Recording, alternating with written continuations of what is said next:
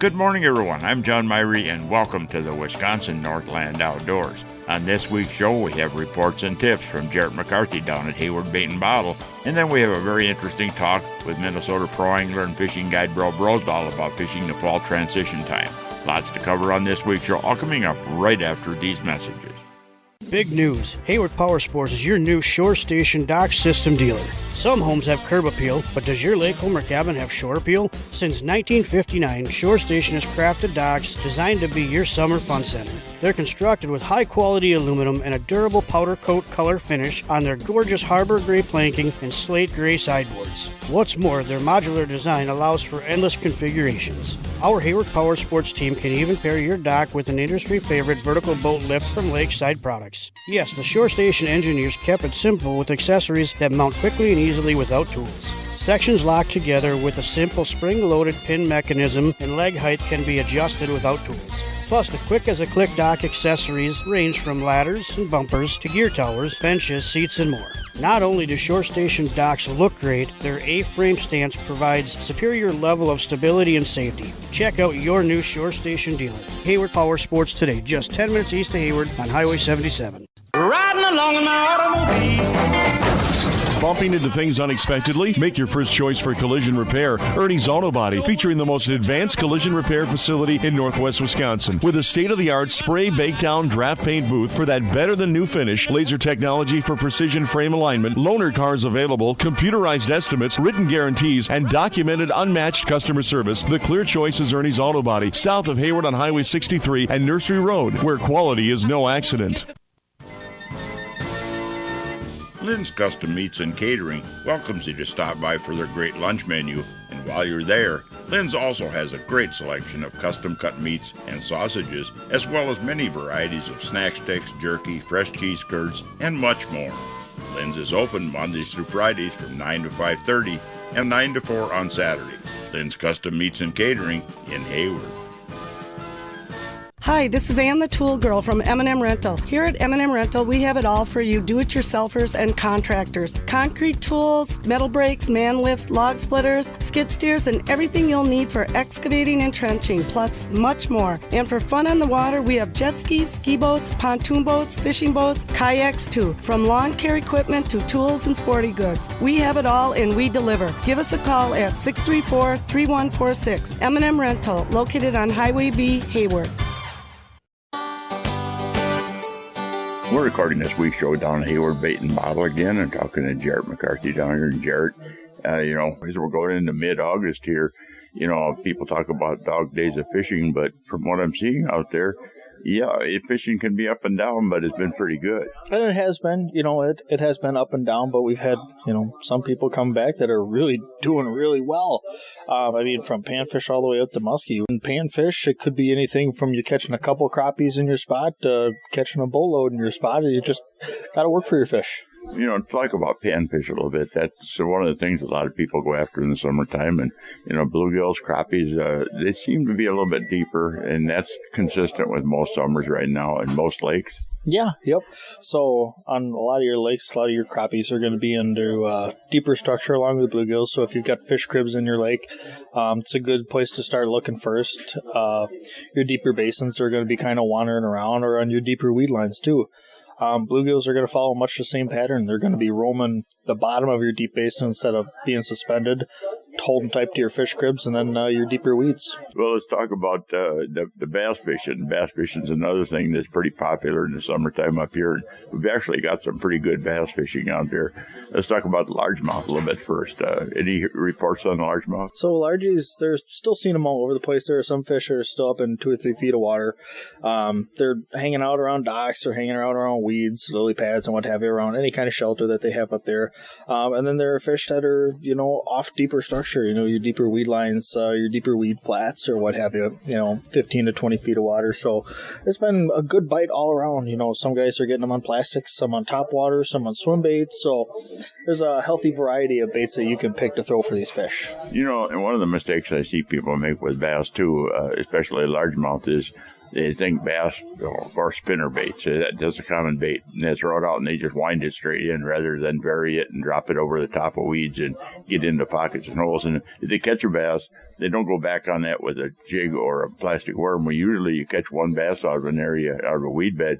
You go back with something like a jig or a plastic worm, you might catch 2 or 3 or 4 or 5 more. Yeah, we talked about this before. It's like you're power fishing and then you're finesse fishing. You start off with a little bit more active, flashy bait, which would be your spinner bait, and you pull that through, and you're going to catch everything that was really active in the area. Then all of a sudden, you get 2 or 3 fish into an area, put that rod down, pick up something that you can work a little bit slower, and then you're working your way through that area, catching anything that, maybe turns, nose up at your spinner bait, or maybe followed it in a little bit, but didn't decide to commit. So, yeah, it's making sure you have 2 different presentations no matter where you're fishing. And the ultimate of being slow and more finesse presentations, there are several of them, but one of them is a Ned rig.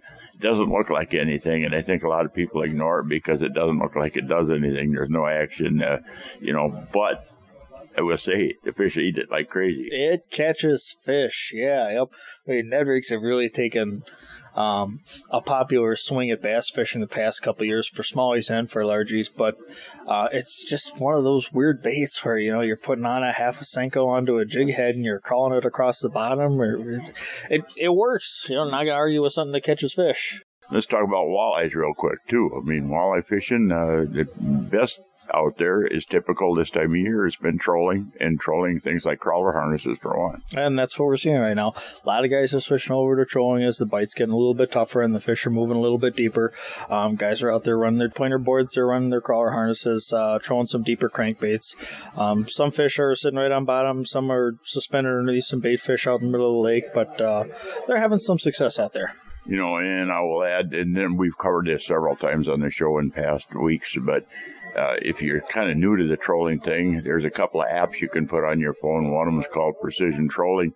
The other one is called Troll Master, and it'll literally tell you how deep your bait's going to be running. So it really is a kind of helps shortcut learning process. Yeah, so when you get the app, usually comes with a lure or 2 for free, just your standard Shad Rap or something like that.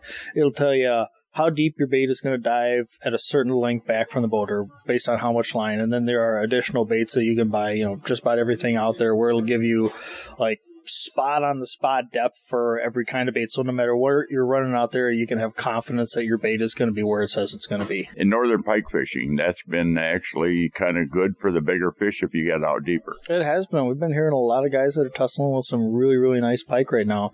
A lot of guys are getting them on some smaller spinner baits and some live bait, but fishing's been good for bigger pike. Let's talk about the shop here. You guys are geared up for just about anything they want to go after. Muskies, you got a lot of good muskie baits. We didn't talk about muskie fishing. You did a little bit earlier. They were catching some nice muskies out there, and that's going to get better and better and better as the season goes on now, too. Yep, we're kind of still in the early stages, and a lot of guys are out there throwing their smaller bucktails, your smaller swim baits, and, some guys are getting them on topwaters, too. Been seeing a lot of the Lake X lures going out of the shop here. It's a really cool, unique topwater that we've got here at the shop in a whole bunch of different colors. That's boating quite a few fish. But muskie fishing has been good up here, but it's only going to get better as that water cools off. And we get into September, we've got the bow seasons open up, and we got some of the small game seasons. You guys are really prepped for that here with crossbows and a lot of archery stuff too. Yep, crossbows, archery, all your hunting needs, we've got everything out for you. We are prepped for just about everything you'd be looking to do up here. And you're a good source of information because everybody here spends time in the outdoors. Time to time, we seem to know a thing or two. Jared, thank you for coming on here. Thanks for having me, John. Well, folks, we need to take a break right now and hear from some of the fine sponsors that make this show possible every week. When we come back, we've got a very interesting interview talking with pro angler Brosdahl. So stay tuned. We'll be back right after these messages. Hayward Bait and Bottle is your one-stop for the Hayward area's largest selection of rods, reels, lures, fishing electronics, boating supplies, and they've now expanded their selection of soft plastic bass and walleye baits. No matter what you're fishing for, at Hayward Bait and Bottle you'll find everything you'll need for a successful season, and while you're there, in their bottle shop you'll find a full selection of beer, wine, and liquor too.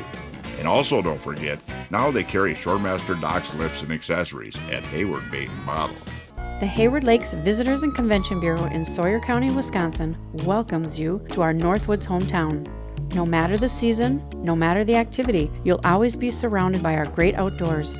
What more could you ask for in a vacation destination? Woods, waters, world-class events. Contact us for information on lodging, dining, attractions, events, trail conditions, and more. Order your free vacation guide and start planning your getaway today. Visit us at haywardlakes.com or call 1-800-724-2992. Hayward Power Sports actually has Lund fishing boats in stock and available for sale. I know, in today's world, it's unheard of, but we have a limited number of 2022 Lunds, all rigged and ready for the water with Mercury outboards. From the 1650 Rebel to the 1875 Pro V Bass, they'll all go fast. Built by fishermen for fishermen. Lunds feature boating's best warranty with 3 years of bow to stern and lifetime hull coverage. And no boat holds its value better. Get your Lund at Hayward Power Sports, just 10 minutes east of Hayward on Highway 77. Big fish stories come to life at the Freshwater Fishing Hall of Fame. The world's largest shrine to freshwater anglers boasts a 4.5-story tall walk-through muskie that's a half a city block long. It's like taking a peek into Granddad's old tackle box with thousands of mounted fish, antique outboard motors, and historical sport fishing artifacts. Stop in and take a chance on our 50-50 cash raffle. You could walk away with a pile of cash. See the big ones that didn't get away at the Freshwater Fishing Hall of Fame, Highways 27 and B in Hayward. Open daily, including Sundays, through October 31st at 9:30 a.m.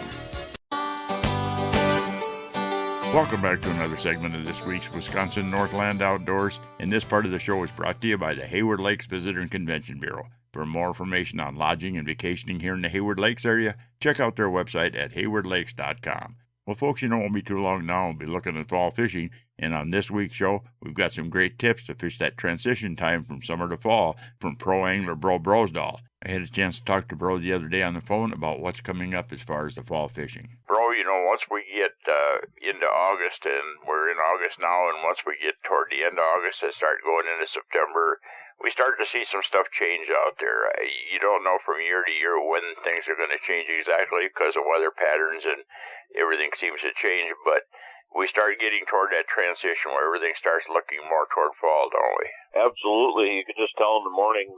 What type of changes do you see as far as the fish? What happens out there? Well, what's going on here is the weeds start dying off, and it's something like once the water temperature gets over 70, algae will come up on the weeds and they look fuzzy, and then the weeds, and if that doesn't exist, we just eventually burn out, just like a plant. You know, they just kind of get bad. And when the weeds start going, not all of them go. You know, every lake's different, but there's always some that survive. But when the weeds start going, they push the fish to the outer edge. And that's, you know, for typical. I mean, there's places where you'll go in the fall and go, wow, these weeds are nice. Remember where they're at, because those are valuable spots. And then the fish get to the edge. But what I'm seeing is, you know, as we get into August, jumbo perch, which are scattered to the four winds and, you know, deep and shallow and all, you know, you don't get any big schools. You get a couple of nice ones and all little ones. Now all of a sudden the big perch starts showing up in August, and we could have hot weather, but August could be cool. But either way, it kind of sparks the perch bite, and then with the perch bite also the walleye bite. And walleyes, basically their last big feeding spree was they had bug hatches, but then crayfish. They really devour the molted crayfish, and they still eat them after for quite a while. And now the attention and the focus towards the end of August goes to minnows. And so the minnows that are in the body of water you're fishing, depending on where you're at, some lakes have perch, some lakes have shiners, and, you know, it's whatever's there. Some lakes are natural with spot-tail shiners, and some lakes have, you know, goldies and lake shiners and darters. But depending on what's in a lake, that's what's going to be there. And perch are the main forage everywhere. And suckers. And suckers are natural to lakes. That's where they trap them in the spring. So this mix of minnows, and of course, there's several varieties of lake shiners. That's basically perch and shiners make up your clouds of minnows in a lake. And in August, when they start turning their attention to that, basically is the month where you can start jigging again, and it works really well. And that's one of the reasons many years ago I talked to Northland about making a puppet minnow, very similar to a jigging rip, but a little bit different, because I wanted some of those Northland colors. The colors that you see in the ice fishing spoons, and you can start ripping those, but it's not about ripping. I see people go out with that style of bait, and they rip it like they're trying to knock it out of the park. They're just terrorizing the fish, and that'll spook fish off a spot if you're in a glacial lake area. But if you just pitch it out and jig it like a jig and a minnow, hop it side to side, you kind of walk the dog. And you've probably done that too, John, where you just kind of hop it side to side and it makes it change directions. Yeah, you're not really ripping on it real hard. You're just little short hops. There's a time and a place for ripping on it hard, but that's usually not as we start getting into the fall. Exactly, and then they chase it and they grab it. And this is also a great time for paddle tails, and I use the Impulse paddle tails. I like the colors that they have there. There's a shiner color, smelt, and all these different colors. There's white, but typically I like the contrast of colors. And then they just come out with a MVP jig, and I am loving it. It's got the Gamma Katsu Big River hook, and it's got a jig head with eyes and all this stuff. But anyway, it's got a bait keeper. You put that on a paddle tail, and that is a wicked combination. And on paddle tails year round. And when do you use a fluke or a paddle tail? I basically on a lake, paddle tails work great all the time. But if you really need it to fall quick, that's when I use a fluke, which is a fork tail plastic. So you pitch it out and you can hop it, but it falls faster. The paddle tail paddles on the way down. And it's good, and you can throw it out. You can just reel it like a crankbait. But sometimes, if you really want to create a strike, throwing a fluke works. But as the water, we've basically reached our high water temperatures, and it's not about how high the water gets. It's about how long the water has been at a high level as far as temperature. In our northern Wisconsin, Minnesota, even in North Dakota, you can only have so much heat, and you don't want it to last too long, but it does create good growth in all the fish, the perch, the walleyes. The longer that they have to feed at a high rate, the faster their length grows for that year, just like a tree ring, on their scales. So in August, they're still coming out of the summer, so they can be finicky. But when you get to the end of August, the big swing and transition time happens. And you could have a super hot August, or you could have a cool one. That's we don't have a crystal ball to see what's going to happen, but when you have a cooler August, that sparks up a kind of a pre-fall bite. And I love that because then you get an extended fall bite. But typically September is when everything snaps into place, and the walleyes just start showing up in big schools, and the perch school up, and it's a sportsman's dream to be able to catch big jumbo perch and big fat walleyes that have been hiding in the weeds all summer come out to play on the sandbars, rock piles, and steep breaks. And that's where minnows start coming into play. And these little ponds where people raise rainbows, you get those rainbows, and fish absolutely love rainbows. And you can use them year-round anywhere, and fish bite them because they're a soft minnow, but they're hard to get. And, I mean, it takes all summer for them to get to a good size. 2-3-inch rainbow works really well. And every now and then there's a 4-incher in there. You can save those for, putting on a rig. I know once we get toward the end of August and sometime in that time frame, we start to see a lot of fish moving toward the edge of the breaks, it seems like, over here. And I think a lot of that has to do with these pods of minnows and schools of minnows that were kind of out in the middle of the lake and roaming out there suspended. A lot of those bait fish start to stack up on those breaks and the drop-offs, and even up in the shallow water sometimes. And the predators, whether it be the walleyes, the pike, or muskies, they seem to be right with them. Absolutely. Matter of fact, just here yesterday when I was guiding, we were fishing school of walleyes, and they were working a weed edge and probably still rooting up some crayfish, but there's a lot of minnows nearby. Well, later when I cleaned the fish, they had minnows in them. So they're starting to go into that slightly into that transition a little bit. But I noticed the walleyes, as the sun got higher, started working their way to the edge, and they went over the edge. And they didn't drop down. They just went. We were fishing in 9 to 11 feet of water, and when they went over that 20 feet of water, they were 9 to 11 feet down. They didn't go very far, but they just sat out there. You think that once you get into mid-August on, you think that a lot of people maybe make the mistake of fishing the smaller minnows when they should be going bigger minnows because everything out there is growing all summer. Oh yeah. That's where the minnows are the biggest in the lake, and every now and then you'll be in a fish below a school of shiners, and you snag one. Well, that doggone shiner is like as big as a bluegill. You get shiners that are 6-8 inches long, lake shiners, and and the perch. So we found one perch that was in a fish that was 6 inches long, and you're like, how could that fish fight again after having that in his belly? But was showing that to the client, the perch that was in his belly. So they're starting to target bigger targets, even the perch. And so availability is tough sometimes, but, our winter times kind of dictate what we get, because there's a whole bunch of little ponds, and there's ponds they raise them, and there's ponds they trap minnows. And last winter around here, some of the ponds froze to the bottom, and the winter before. So that made leeches a little bit of a scarcity. Typically, I could have leeches all the way into the fall because I ration them, but this year they're just not around. And everybody's running out, no one's trapping them because there isn't very many. But in a year or two, they build up again.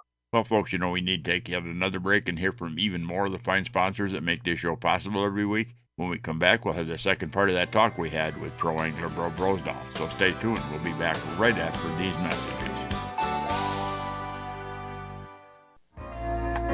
Are you in need of marine service? If so, call Earl's Marine, located on County K between the Big Lakes. Earl's Marine is a local Johnson Evinrude authorized sales and service representative. Need a boat lift? Earl's Marine handles shore station. Need a boat or a pontoon for a few days? Just call for rental information. Since 1966, Earl's Marine has provided outstanding marine service to this area. For outstanding service, open 7 days a week for sales, and they have live bait, tackle, and fishing licenses too. Call Earl's Marine today at 715-634-4783. This year, Dr. Ostrander and his staff at Hayward Animal Hospital will be celebrating 30 years. They thank you for your patronage. Hayward Animal Hospital continues to accept new clients and offers urgent care appointments daily. For same-day urgent care or emergency surgery, make sure you call early in the day, as appointments fill rapidly. They open at 8 a.m. Hayward Animal Hospital is located 1 mile east of Hayward on Highway B. Call 715-634-8971. If you'd like to have your time fishing be more enjoyable and productive, hiring a fishing guide can be a good investment. Whether it's learning more about fish patterns throughout the year, learning how to use your depth finder to find the best spots and fish, learn how to use that GPS to get the most out of it, or learn better boat control. A day on the water with a guide can really help you to be a better angler, as well as make a day on the lake very enjoyable. To book a guide trip this year or get more information, you can find us on the internet at www.wiscnorthlandoutdoors.com, and then just click on Area Guides. Welcome back to the last segment of this week's Wisconsin Northland Outdoors. And folks, we're going to jump right back into the second part of that talk we had with pro angler Bro Brosdahl. Bro, when you're talking about switching to minnows on the baits, is there your favorite way that you like to rig the minnows, and how do you hook them up and stuff? Absolutely. Whether they're fatheads or golden shiners, sucker minnows, or rainbows. Rainbows are a little different, but the other minnows, I like to double hook them, so they're really on there good. So if you hit a weed stalk or a rock, it'll come off. Or if a fish hits it, doesn't quite get it, it doesn't get it. But you get your hook back farther. So I double hook them. I go in the mouth, I come out the chest, and then back into the body, and then your hook is farther back. I really like the log shank fireball jigs for hooking up shiners and longer minnows, but this MVP with the big river Gamakatsu hook is really a sweet jig. And it wasn't available till 2023, but they have it online now, and I grabbed some of those. That's great for a minnow, but on a rainbow, you want to use even like a fireball jig with a short shank, because rainbows have a soft body. You can double hook them, but if you're pitching and ripping the jig, they'll curl up on your hook because they're really soft minnow. They're like little trout, and so I like to hook them, go in the mouth, come out behind the head, without hitting the spine or braining them, and then pitch them out and jig them. The fireball jig, the short shank, is just perfect for rainbows. So, jigs aren't really expensive yet. And so you can have short shank, fireball, long shank, and some MVPs and hit it. But rainbows are my favorite in this area, especially in the fall. Nothing passes them up. But the good old fathead minnow, if you get some decent fatheads, I could take that on any lake to catch fish. But now it's just getting harder to get bait right now after those real tough winters. But even so, if it is a tough deal and you can't find big minnows, put on plastics. And that's why I keep Impulse flukes and paddle tails on hand just in case, and they work great. And jigging can be done with a half a crawler, thread it on, and just leave a little tail hanging, but you don't need a full crawler. Works really well. You can add a tail and then put a crawler on. I've done that quite a bit. Just a chunk crawler and a hook so it doesn't impede the action of the bait, of the tail of the bait. This time of year I like using hooks that have a bait keeper. Like a little thumper head has a little underspin spinner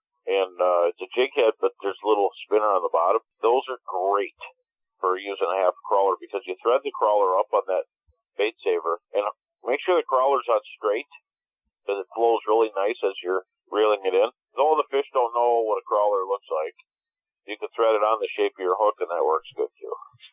Well, crawlers will catch fish just about any time. People think that they're only a summer bait, but no, crawlers can be effective just about any time of the year. Absolutely. The night crawler is universal in the walleye world, and even as far away as Arkansas, I've fished night crawlers in Dakotas and Wisconsin and Michigan. They eat crawlers. But typically, when you're talking about natural lakes, clear lakes, bigger bodies of water, it's really hard to beat a good rainbow or shiner when you're jigging. And this is that time of year when we start getting into end of August, September, that bigger minnows make a big difference. And you don't see people using them as much, but when they use a creek chub or a redtail minnow, which are a stream minnow, and they exist all over in your area, in my area, and even in some parts of the Dakotas, but you put a big creek chub, I'm talking 6 or 8 inch creek chub on a rig, and you drag that by a big walleye, you're going to get hit. And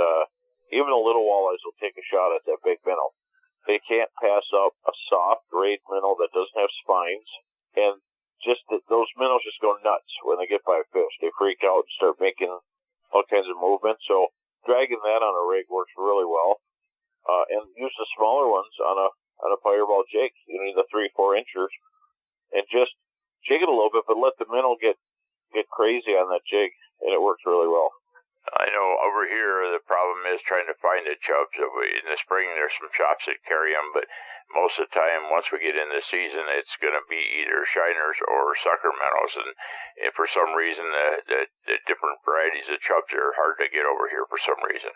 Well, and you know what, one of the reasons, it was the same here, and one of the reasons that there's chubs in the fall over here is because of all these tournaments. You got the AIM tournament now that seems to be around all the time, and you got the MWC comes in the fall, and then there's some other Walleye Dan tournament.